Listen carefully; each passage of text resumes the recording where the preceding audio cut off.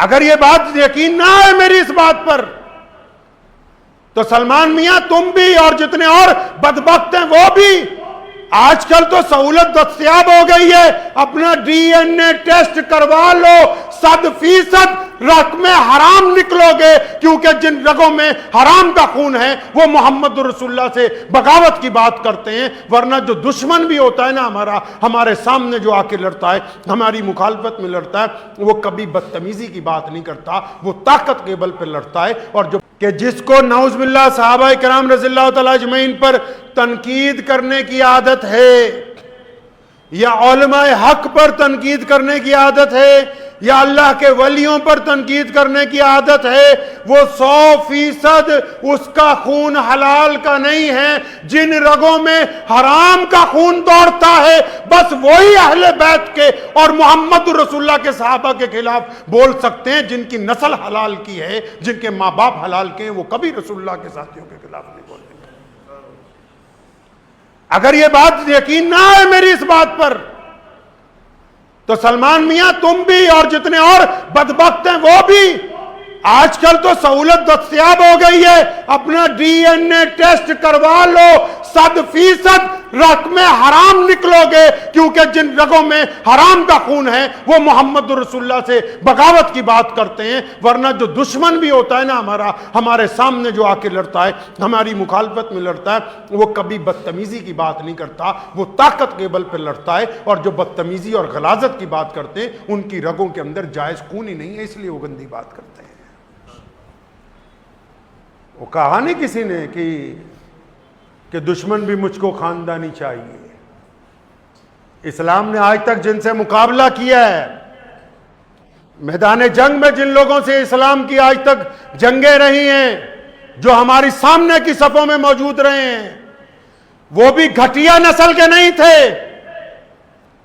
انہوں نے گری ہوئی باتیں نہیں کی۔ کبھی کبھی تاریخ اٹھاؤ، میں تعریف نہیں کر رہا، ابو جہل کی جب گردن اتارنے لگے تو اس نے کہا ذرا نیچے سے اتارنا۔ صحابہ نے پوچھا کیوں؟ کہ جب تمہارے نبی کے دربار میں گردنیں رکھی جائیں تو پتہ لگے کسی سردار کی گردنیں اونچی ہونی چاہیے۔ دشمن بھی خاندانی، یہ تو دشمنی کے قابل نہیں ہے جو صحابہ کی شان میں بدتمیزیاں کرتے ہیں، منافقت کے درجے سے نیچے ہیں، جہالت کے درجے سے نیچے۔ مسلمانوں یاد رکھو، یہ دین، یہ جو عمارتیں کھڑی ہیں پوری دنیا میں، چاہے وہ دیوبندیوں کی ہوں، چاہے وہ بریلویوں کی ہوں، چاہے وہ شیعوں کی ہوں، چاہے وہ سنیوں کی ہوں، چاہے وہ الگ الگ برادریوں کی ہوں، الگ الگ رنگ اور نسل کی ہوں، چاہے وہ کائنات کے کسی بھی مسلمان کی مسجد ہو، یہ اس وقت تک قائم ہیں جب تک محمد رسول اللہ کے وفاداروں کی عزت قائم ہے، جب تک صحابہ کرام کی عزت قائم ہے۔ اگر کوئی صحابہ پر انگلی اٹھائے گا تو ان کا ایمان ختم ہو جائے گا، ایمان بچنے والا ہے نہیں۔ اپنے بچوں کو بتائیں، ہم تک جو دین پہنچا ہے صحابہ نے پہنچایا ہے۔ امام بخاری نے جتنی روایتیں کی ہیں صحابہ سے کی ہیں، امام ابو داؤد کی روایتیں صحابہ سے ہیں، امام نسائی کی روایتیں صحابہ سے ہیں، ابن تیمیہ نے کسی کو ریکارڈ کیا تو صحابہ کو کیا، امام سیوطی اگر کسی کا حوالہ دیتے تو صحابہ کو دیتے۔ اگر صحابہ ہے تو دین باقی ہے، اگر نعوذ باللہ صحابہ کے اوپر انگلی اٹھائی جائے گی تو آپ کے پاس دین باقی رہنے والا نہیں ہے۔ ان کی محبت ایمان ہے، رکھیں گے انشاءاللہ۔ اور محبت کا تقاضا کیا ہوتا ہے بھائی؟ دیسی زبان میں سمجھاؤ۔ محبت کا تقاضا یہ ہے، امام ابو حنیفہ رحمت اللہ علیہ کو ایک دن شیطان آ گیا ملنے کے لیے، کہ امام صاحب ذرا یہ بتاؤ اللہ کے ایک ہونے کی دلیل دو۔ حضرت نے 99 دلیلیں دی، اللہ کے تمام صفاتی نام کے ساتھ اس کی دلیل پیش کی بھی، اس نام کی یہ صفت ہے اور اللہ ایک ہے۔ شیطان نے اگلی بات کہی، کہنے لگا اچھا یہ 99 دلیلیں تو دے دی، ان میں سے آپ نے کس دلیل کے تحت اپنے رب کو ایک مانا ہے؟ آپ نے رسول اللہ کے بھی 99 نام ہیں، آپ نے کس نام کے تحت ان کو خاتم النبیین مانا ہے؟ امام صاحب کو اللہ نے بڑا ایمان اور بڑا دل گردہ دیا تھا، فرمایا بدبخت شیطان، تجھے یہ نہیں پتا کہ ہم اللہ اور اس کے رسول سے محبت کرتے ہیں؟ اللہ اور اس کے رسول صلی اللہ علیہ وسلم سے جن کی محبت ہوتی ہے، محبت بنا دلیل کے ہوتی ہے، دلیلیں تو دشمن کے لیے ہیں، ہم بنا دلیل کے اپنے رب کو اپنا رب اور اپنے نبی کو اپنا نبی تسلیم کرتے ہیں، اس کے لیے دلیل کی کوئی ضرورت نہیں۔ نعرہ تکبیر، نعرہ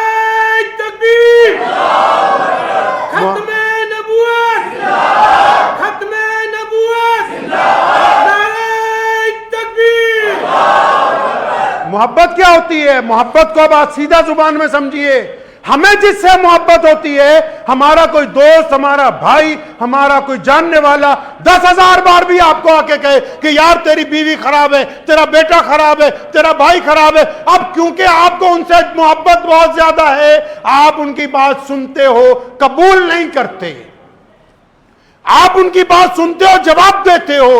तो मुसलमानों याद रखो, हमें जो सहाबा से मोहब्बत है, हमें जो सहाबा के इमाम, हम सब के नबी खातमुन नबीयीन मोहम्मद रसूलुल्लाह से मोहब्बत है, हमें जो अल्लाह से मोहब्बत है, वो बिना दलील के मोहब्बत है। जो बंदा दलीलें लेने लग पड़े और व्हाट्सएप पे मौलवियों से पूछने लग पड़े कि यजीद सही था या नहीं था, जब था या नहीं था बीच में आ जाएगा ना, तो इसका मतलब है कि मोहब्बत को कीड़ा लग गया है। और जिनकी मोहब्बत को कीड़ा लग जाए वो बेईमान होते हैं, बदखुल्क होते हैं। इसलिए अपनी मोहब्बत को कायम रखिए। मोहब्बत में चूं चरा नहीं होती, मोहब्बत में इताअत होती है, वफादारी होती है, खुलूस होता है। बस तो वक्त भी हो गया है, मेरे साथ मिलकर एक नारा लगा लीजिए और इसको बच्चों को भी सिखाना है अपने इंशाअल्लाह ताला। मैं कहूँगा मुस्तफ़ा के हम सफ़र, आपने ज़ोर से कहना है अबू बकर अबू बकर। जिनको तकलीफ होती है होती रहे, कोई बात नहीं, लेकिन नबी अलैहि सलाम के हम सफ़र कौन है? अबू बकर रज़ियल्लाहु ताला। और फिर मैं कहूँगा गली गली उमर उमर, तो आपने कहना है उमर उमर उमर उमर। मुस्तफ़ा के हम सफ़र। जो ऊपर लोग छतों में बैठे हैं, शिद्दत की गर्मी है, लेकिन नहीं, आप सल्लल्लाहु अलैहि वसल्लम के सहाबा का नाम लीजिए, अल्लाह इससे बड़ी इज्जत अता फरमाएंगे इंशाअल्लाह। मुस्तफ़ा के हम सफ़र, मुस्तफ़ा के हम सफ़र। दोनों हाथ उठा के जरा जज्बे से, दीन जिन्होंने हम तक पहुंचाया बड़ी कुर्बानी दी है। मुस्तफ़ा के हम सफ़र, मुस्तफ़ा के हम सफ़र। गली गली डगर डगर, गली गली डगर डगर। खत्मे नबूवत, खत्मे नबूवत। नारे तकबीर।